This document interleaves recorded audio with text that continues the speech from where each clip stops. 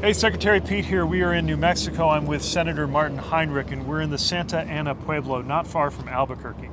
Behind us, over us, is I-25, and under that is a culvert. Now, the problem with this culvert is a lot of larger animals like elk and deer won't go through here, which means what they try to do is cross that highway. That leads to a huge risk of collisions. It's leading to the damage not just to property, but even the loss of life. Thankfully, we're able to do something about that thanks to the funding for wildlife crossings in the infrastructure package. Yeah, we were really excited to work on the wildlife crossings funding in the infrastructure package. $350 million, the first time we made a major investment in this. And for a state like New Mexico that is rich with wildlife, but built much of our infrastructure before we really understood those corridors, it makes a big difference. And it makes a big difference for just family safety.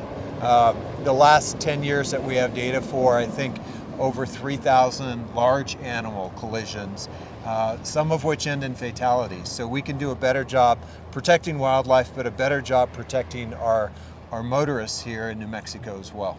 You know, there are parts of the country where traffic safety means installing a new crosswalk at a busy intersection. There are other parts of the country where traffic safety means things like wildlife crossings. It's just one more example of how the infrastructure investments we're making in every part of the U.S. are going to make a difference, save money, and save lives, and they're just common sense and the right thing to do.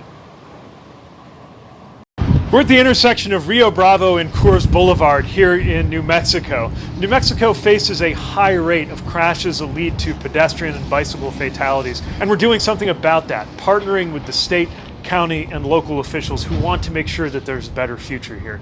They're working to install countermeasures that will improve safety, like a raised median, better signals, sidewalks, and bike lanes. And we're funding that with a $6.3 million Safe Roads and Streets for All grant.